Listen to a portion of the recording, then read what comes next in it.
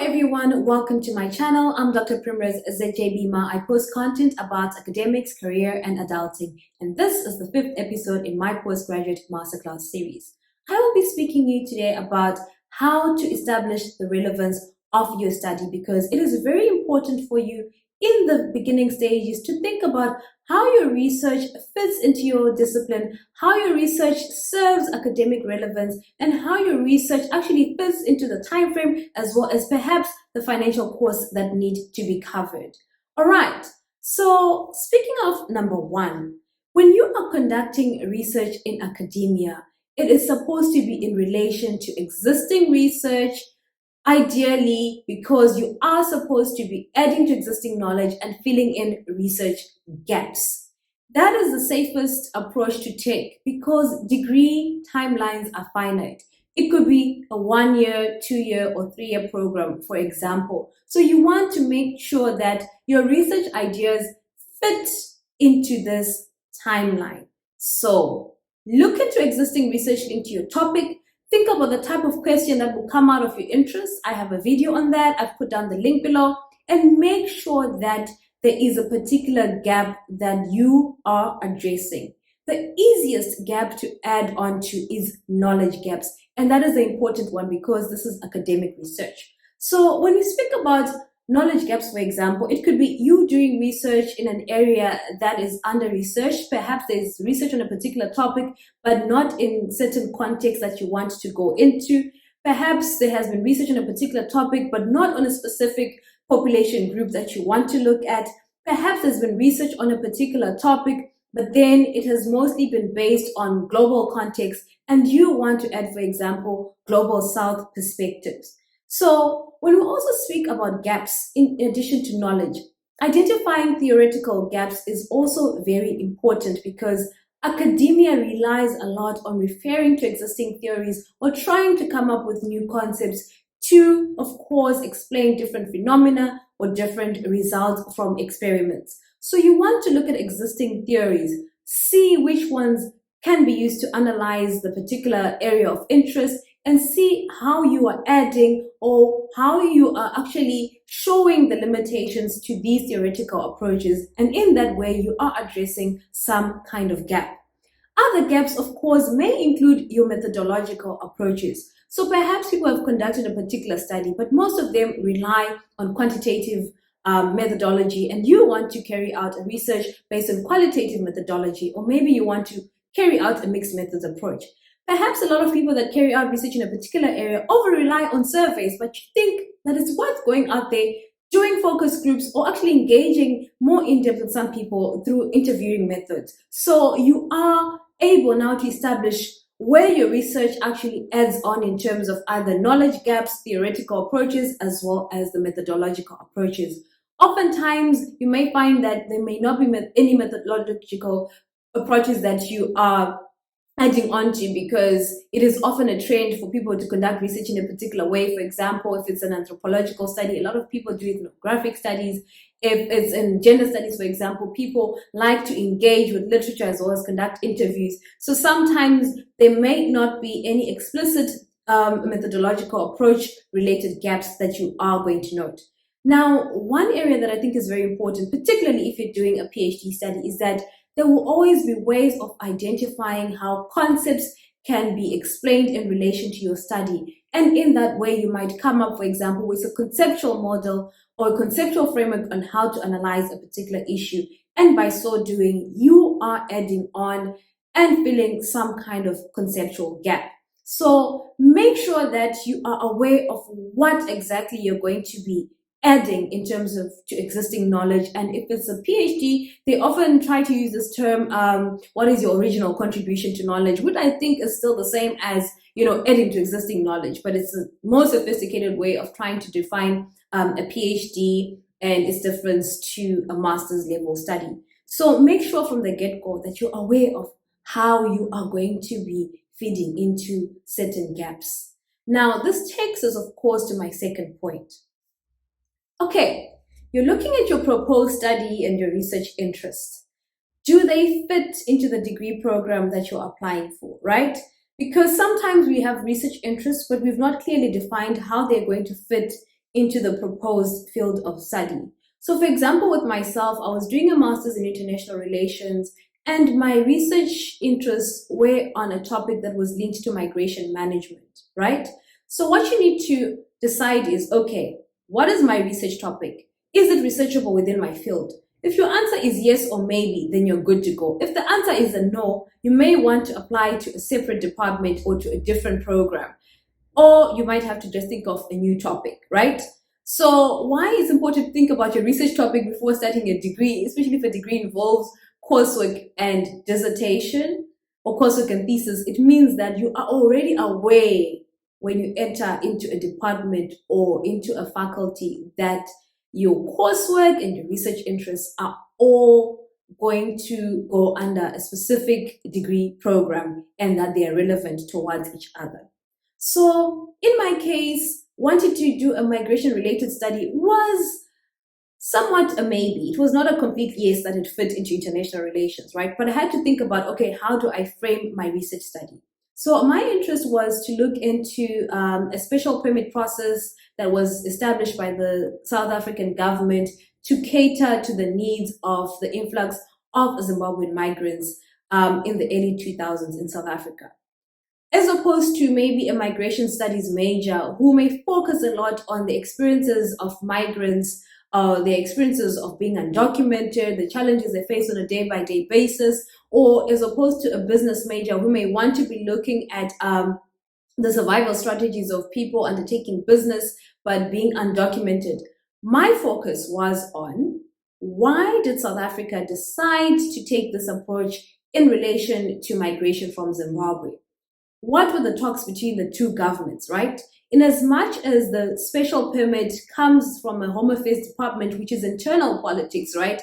It feeds into foreign policy because it was informed by the politics of the day and the interests that South Africa wanted to protect in relation to their relationship with Zimbabwe.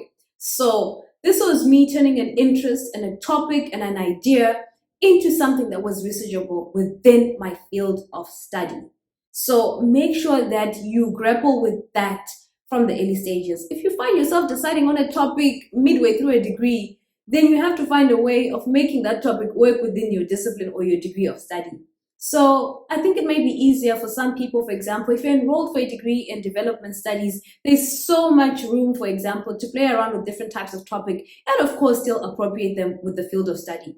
Now, why it's also important, right? I spoke about different types of gaps. When you're filling in knowledge gaps or methodological gaps and concepts and theories and whatnot, you need to see if the study is actually going to be in line with existing resources in terms of literature, in terms of existing concepts and existing theories in your field of study.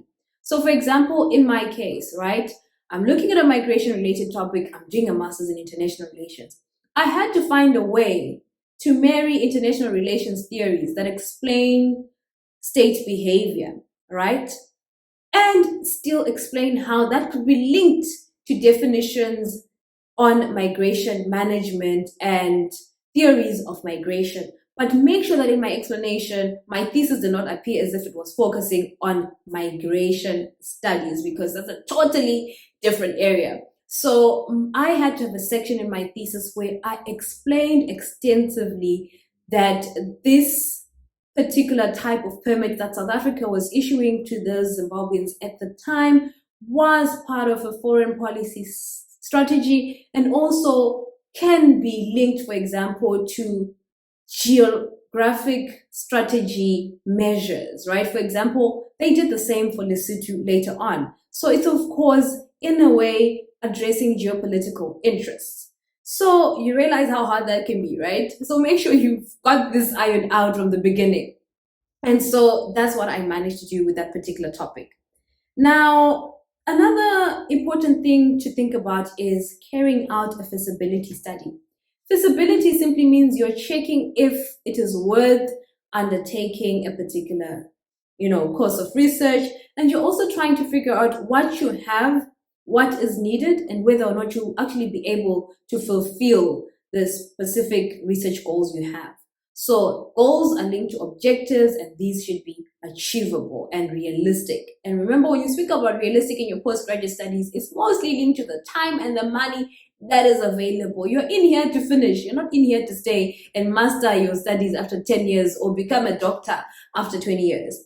So in terms of thinking about the feasibility study, or rather in relation to the available resources, you have to think about this in a particular way, right?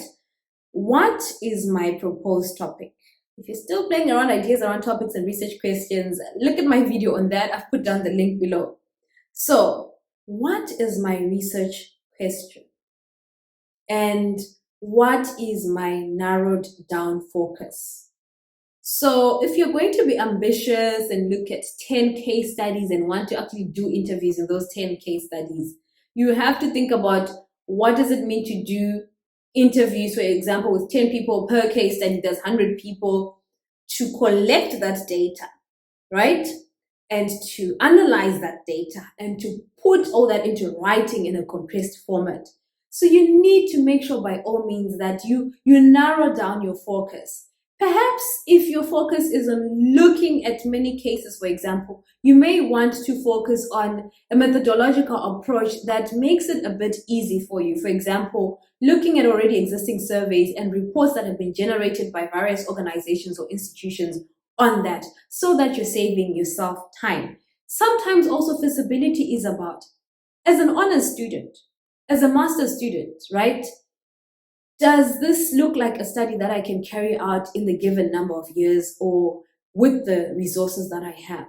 So for example, you cannot have a study that requires you to do a 6-month ethnographic study in an area if you're doing an honors degree that is like 1 year long, right? And it's difficult to get readmitted into 1 year, into another 1 year for honors if you've not finished in the given 1 year, right?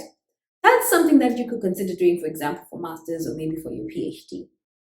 So also thinking about your research in terms of the feasibility, think about your strengths and weaknesses. And I think this is something that we often do not do, right? Are you stronger when it comes to qualitative research, to quantitative, to doing mixed methods, right? Whatever approach you are choosing, when you commit to it, what are you going to do to strengthen your weaknesses in particular areas? Are you going to get research assistance, or are you going to undertake courses that will help you and enrich you and nourish you so that you are not going to spend so much time struggling, for example, with your data, just sitting there, scratching your head, sleeping through the stress and whatnot. So also when you carry out a feasibility study, make sure that your ambitions initially in terms of your methodological approach actually match with your strengths or match with what you're able to do to mitigate challenges that can come from undertaking particular approaches. And also in terms of feasibility, sometimes you may want to have conversations with your supervisors or potential supervisors. You may actually come to realize that they may not be the best match for you, and that is totally fine. This is a convenient stage to look elsewhere, to even speak to those people for referrals elsewhere. And I think it's very good to be honest from the get-go. It's better than realizing it way later.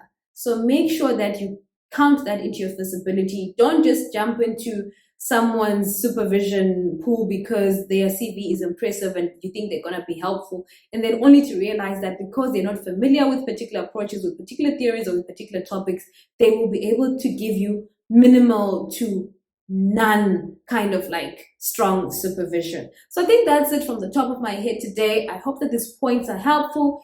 Carry out that feasibility study. Make sure that whatever you want to research on actually fulfills some kind of knowledge or research gaps. And it helps if you can cite authors that have actually indicated certain research gaps, or if you can actually refer explicitly to the issues that are not outlined in particular research studies because they've not focused on your particular population group or your particular context or the particular chemicals or particular scenarios that you yourself are looking at. Okay, that's it from today. Bye.